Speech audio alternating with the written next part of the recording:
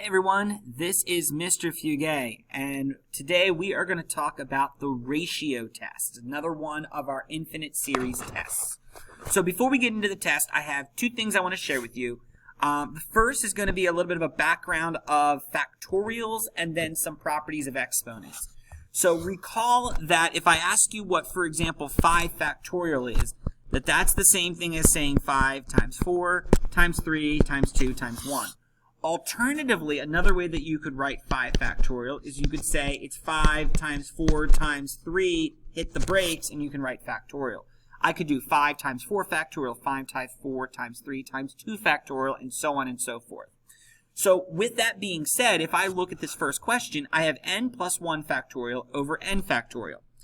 N plus 1 factorial essentially means that I can take n plus 1, and then just like the number 5, I reduce by 1, I reduce by 1, I reduce by 1. So I can multiply that by n, and then I'm going to throw the factorial symbol on it. Down below, if I have n factorial, what I can now do is cancel those out, leaving me with just an n plus 1. So we're going to need that fact to help us in our ratio test today. The second fact, you've seen this in a couple others, especially the geometric series, that if I'm adding exponents, it's the same thing as multiplying their separate powers. So I can write this as 3 to the n times 3 to the first over 3 to the n. This is going to allow those 3 to the n's cancel and leave me with an answer here of 3. So put those in the back of your mind. We're going to need to recall those a little bit later in the lesson. Okay? So why do we need another test? Up to this point, depending on how far you've gotten in class, you've covered the geometric series, you've covered the P series. You've also possibly looked at the alternating series and possibly looked at the comparison series at this point. What those problems have are unique characteristics and unique facts that allow us to go those directions. What I'm looking at below here are 6 different series. And in these problems, I'm noticing a couple things. So for example, in these first 3 up top, I noticed these things that I'm circling here. All of those things in blue are characteristics of a geometric series. And then alternatively, if I look at things like n squared or 2k and k or just k, those are things that represent a P series, or I guess in this case, that's technically harmonic, okay? And then last but not least, these ones down below, these bottom 3, all of them have one thing in common, and they all have factorials in them. So what is the ratio test going to be good for today? It's going to be good for a mixture, and that's what I'm going to use the key word, a mixture of geometric P series and factorials. So these are rather complex compared to some of the previous series we've looked at, so I'd like to kind of sum it up as a mixture of these different characteristics. And when you see that, you can't use a geometric test, you can't use a P test, you can't use a comparison test, but what we can do is we can use this ratio test to help us instead. So, what is the ratio test? Well, here it is, all right? So let this be our infinite series. What we do is we're going to take the a sub n, which is the term of the series, and we're going to write a sub n plus 1 in the numerator, a sub n in the denominator, and we're going to divide them. Additionally, we are going to take the limit as n approaches infinity. And so what we're going to learn is that that series will converge so long as that ratio, that's why it's called the ratio test, is less than 1. Alternatively, if the ratio is greater than 1 or it goes to infinity, we will say that it diverges. And last but not least, this is the one little flaw with the ratio test, is it's going to be inconclusive if we end up getting a ratio equal to 1. What that essentially means is that I'm going to have to do other tests in order for myself to come up with a conclusion to this. All right.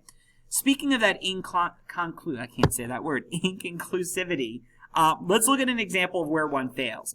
Here's one that we should already be familiar with. It's a P series, and it's a P series with a P equal to 2. So we know this converges by the P series test. But let's try our new ratio test. One thing I did not mention is you see those absolute value bars. They're going to be really a non-existent issue for today's lesson. However, when we revisit the ratio test in a few sections, when we get to our power series unit, the absolute value will be important. So I'm going to ask for now to get ourselves in the habit. Let's go ahead and put the absolute value symbols. And what I'm going to do is I'm going to insert n plus 1 wherever I see an n. So in this case, my numerator would be 1 over n plus 1 quantity squared. My denominator would just be 1 over n squared. Now, the reason why I can remove the absolute value bars, as I will in every other problem in this lesson, is because n's are positive. There will not be any negative values, so the absolute values have no bearing on the final answer. So what I'm going to do to clean this up is we're going to write this limit as n approaches infinity. Absolute values are gone. If you divide by a fraction, it's the same as multiplying by the reciprocal. So what I would do is write 1 over n plus 1 squared times, and then it'd be n squared over 1. What that's going to give me is leave me with the limit as n approaches infinity of n squared over n plus 1 quantity squared. And one commonality we're going to see in this video is we're going to do a lot of conversations of what's bigger on top. Is it bigger on top, bigger on bottom, or equal powers? In this case, they are equal powers because they are both terms that are being squared. Therefore, it equals 1. Therefore, the ratio test is inconclusive.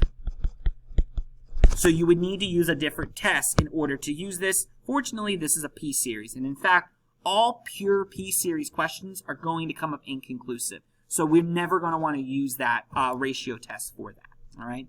So let's move into some actual examples that are going to work, and let's see what this ends up doing for us. So let's go start with example number 1. The reason why I would want to use this as a ratio test is because I'm recognizing that this is a factorial, and this has a geometric kind of growth to it. So it's a mixture to me. So what I'm going to do is go ahead and apply my ratio test. So we start by writing the limit as n approaches infinity. My numerator will always be, again, wherever you see an n, we're going to insert an n plus 1. So this is going to be 2n plus 1 over n plus 1 factorial, all divided by 2 to the n over n factorial. Now you might start recognizing the same pattern here. You're always going to write the n plus 1 term first, and then you're going to go times the reciprocal of the original term, because that's how we get rid of complex fractions. So let's go ahead and let's do that. So this would be 2n plus 1 over n plus 1 factorial times, and now this will be n factorial divided by 2 to the n. So remember earlier in the video when I talked about the idea that we need to be able to recall some of those properties of factorials and exponentials? Well, here we go. So this is what we're going to come up with. So we're going to get 2 to the n times 2 to the first, n factorial divided by, and then instead of writing n plus 1 factorial, I'm going to write n plus 1 times n factorial times 2 to the n. This is my favorite part of the ratio test. Things are going to cancel, cancel, cancel, cancel all around. We're left with this limit right here. The limit is n approaches infinity of 2 over n plus 1. That is going to equal 0. Therefore, the series, that means therefore the 3 dots, series converges by the ratio test. And that is all there is to it. It's a little bit of an algebraic manipulation here, and there's going to be some properties and some cancellations, okay? So let's try example 2. And what I'm going to leave for you here as a challenge is I'm going to have you pause the video right now and see if you can start setting this up, okay? See if you can start setting this up.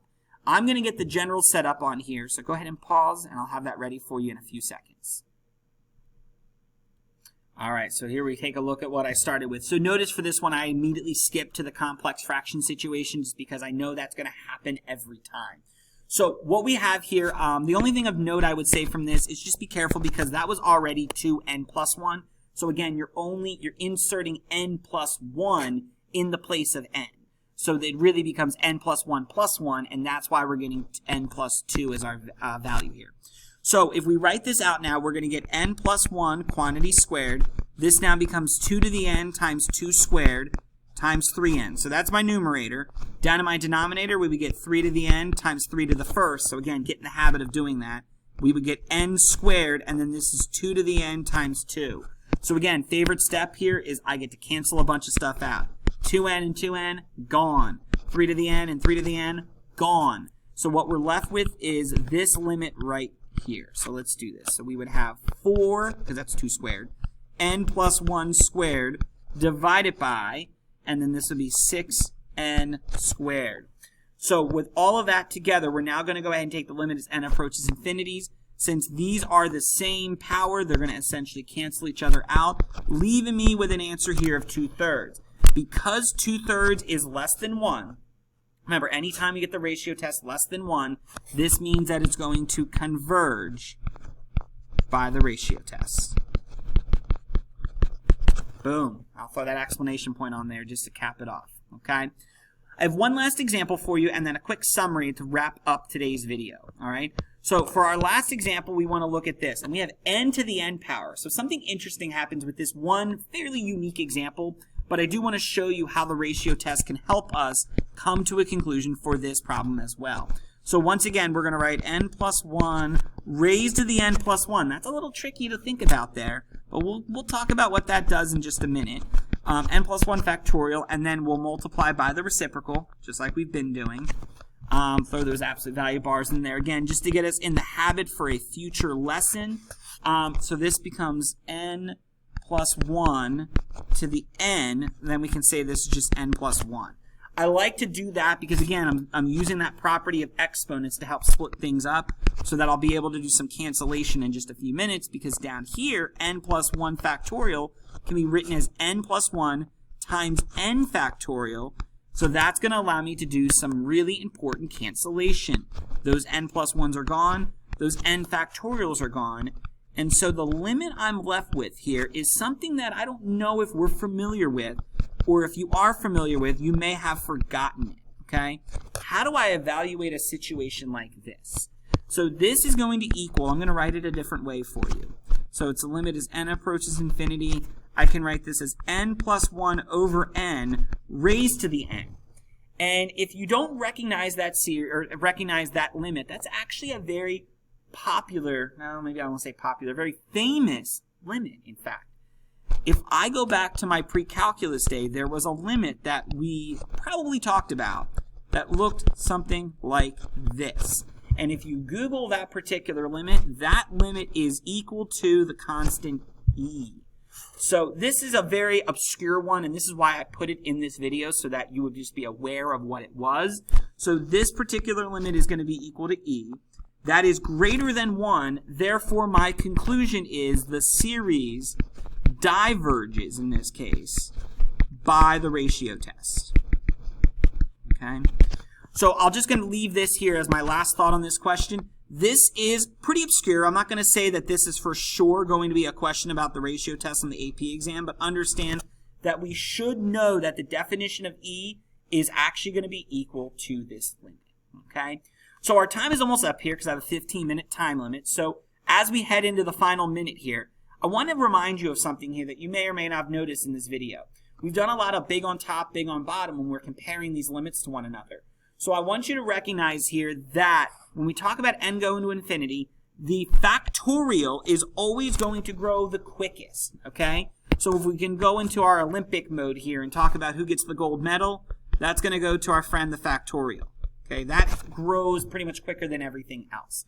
In second place is going to be our exponential, which again in the series typically are what we call geometric series. And then last but not least, we have our polynomials, which are typically our p-series that we're seeing here in the series unit. So keep that in mind as we're going through these problems.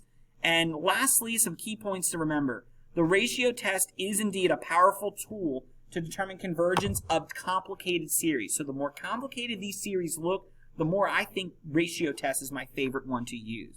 You'll want to be proficient in reducing your ratios in factorial and exponential expressions. Think back to those first two problems I did in the beginning of the video. And last but not least, as I mentioned, when we get to 10.13, when we talk about power series, we will be having another callback to the ratio test. So keep that in mind. Those absolute value bars are going to mean something when we get later on. I hope you guys enjoyed this video. I'm sorry it came out a little bit longer than I wanted it to, but I hope the explanations were helpful, and good luck in your practice.